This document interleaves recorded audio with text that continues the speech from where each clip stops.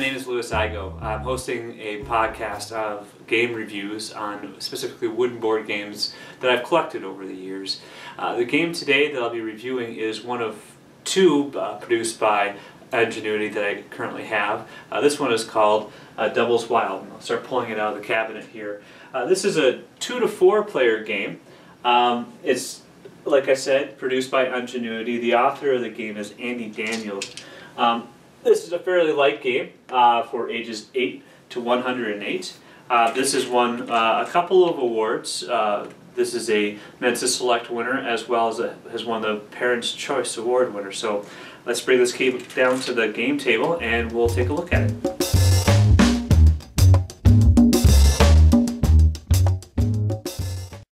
Devil's Wild is a game of luck and strategy where the object of the game is to make as many 3 in a row as possible in any direction. Your roll determines where your marker may go. If you don't like your first roll, try again, rolling the blue dice, the red dice, or both. If you roll a double on red or blue, that's wild, and you may place your marble anywhere in the row or column. If you land on your opponent's marble, you battle for control of the pocket. Play offense to make your own 3 in a row, defense to block your opponent. To set up the game, players will choose their marble's color and take one of the scoring markers. Set the battle ring and the dice to the side. Each player will count out a number of marbles dependent on how many people are playing. For 2 players, count out 24 marbles. For 3, 16 marbles, and for 4, 12 marbles. Place these marbles in the storage area on the board closest to that player and put the unused marbles to the side. Next, the player will place the scoring pin in the leftmost hole of the scoring track found under the marble storage area. To begin the game, the rules suggest that each player roll all 4 dice and total them. The player with the highest sum goes first. A player begins with a roll of 4 dice, 2 red and 2 blue.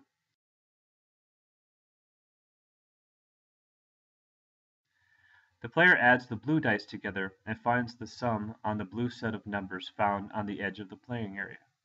The player then adds the red dice together and finds the sum on the red set of numbers.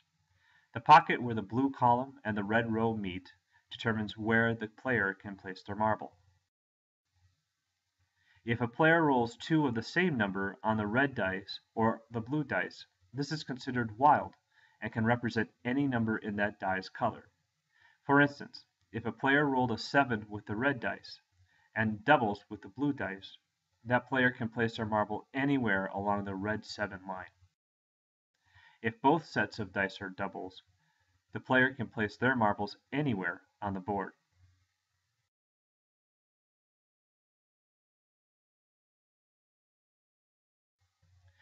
If the player does not like the roll, they may roll again. They can either roll both red dice, both blue dice, or all 4 dice. The player cannot roll just one of any color. This is very useful if there is a marble in the pocket already, or if a double was rolled on one set of dice, the player can roll the other set for a different line to play in, or another double. Once the set of numbers is determined, the player can place their marble in the pocket depending on what they find there.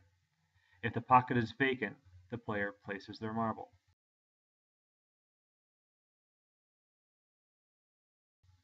If the pocket is already controlled by the player, the marble is put back into the storage area.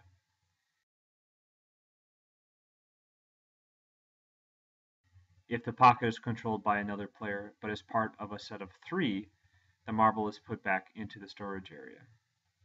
If the pocket is controlled by another player and is not part of a set of 3, place the battle ring around the offending marble and start rolling dice.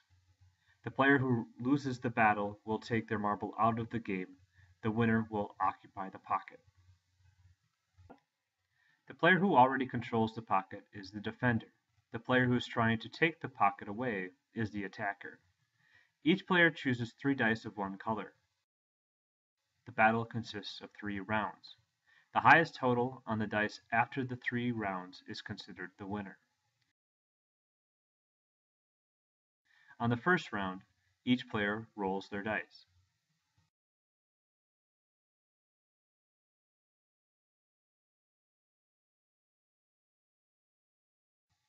On the second round, the attacker chooses to reroll any, all, or none of their dice. Once the attacker has taken action, the defender chooses to roll any, all, or none of their dice. On the third round, repeat the steps in the second round. Again, whoever has the highest total wins the battle.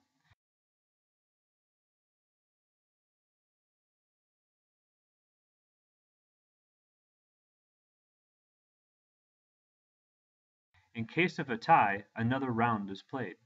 This round is similar to the second and third round. However, each player is required to roll at least one of their dice. Repeat this step as necessary until a victor is determined. A player scores 1 point for every 3 in a row made with their marbles, be it across, up and down, or diagonally. When points are scored, use the scoring peg to keep track of the number of points earned.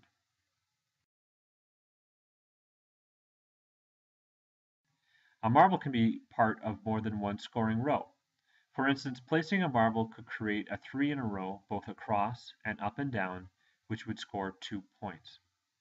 Also, placing a marble to create a row of 4 could score 2 points,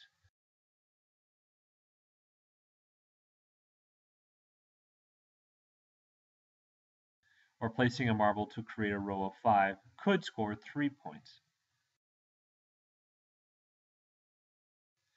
However, as points are scored at the end of each player's turn, remember to not score the same 3 in a row twice. For instance, placing a marble at the end of a 3 in a row would create a row of 4. However, the player should only earn 1 point for the new 3 in a row, as the previous 3 in a row was already scored. Winning the game. The game ends when the turn passes to a player who has no marbles left. Or, in other words, once a player places their last marble, all other players receive one more turn. In the case of a tie, the game suggests to clear the board and play until someone scores a 3 in a row.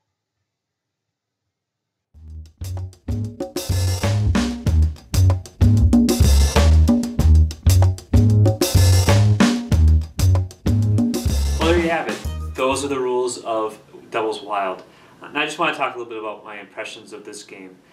This is a wooden game, so obviously it has that going for it. But what I like about the aesthetics of this game is that it's a fairly simple, clean layout.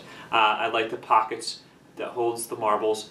The other thing I like is how this game plays and how the very bright primary colors plus green, which is I guess everybody's favorite other primary color, fill up the board. And then those patterns of 3 across the way. So it does look a little chaotic, but you do see some structure to it with the end of the game. I think it's a very pretty or a very pleasing view of this game.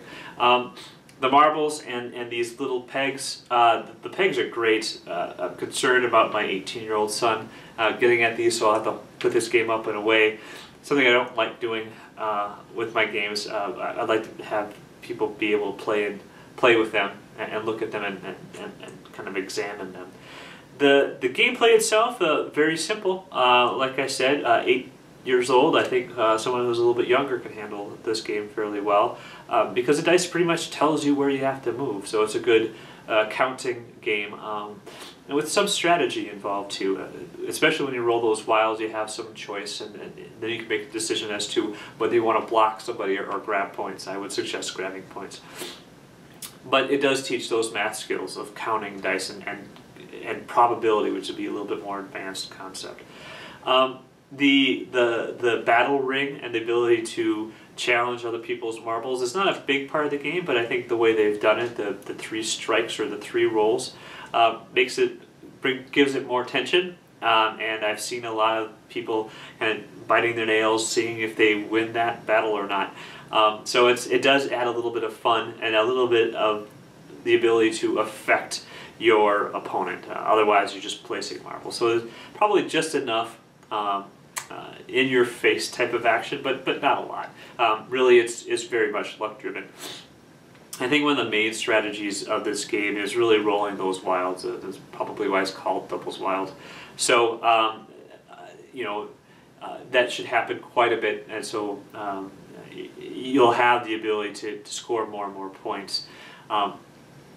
So that's it for this game. The next game I will be reviewing is a game called Three Stones by the same company. By the way, there is another version, an older version of this game that is not made of wood. Ingenuity came up with 3 games that are made of wood, of a kind of a premier series. This one was first, Doubles Wild. The next one I'll be reviewing, Three Stones, is the next one, which also is a very good game. And one that I'm not so familiar with, Soli 2. It doesn't look like it is out. There's a lot of copies out there. I haven't seen any. I've been looking for quite a while. But we'll see what happens. Maybe I'll find that along the way and I'll be able to review it and complete the series of games. So thank you. This has been Boards of Wood. I hope this was an informative video for you. Please check this out. Also, if you could, if you'd liked or would like to make comments on this, please go ahead and do so on this link where this video is hosted on YouTube. Also, I am Igloo Cool on Board Game Geek, one of the top places to go for board games. But please drop me a line and let me know what you think. Thank you.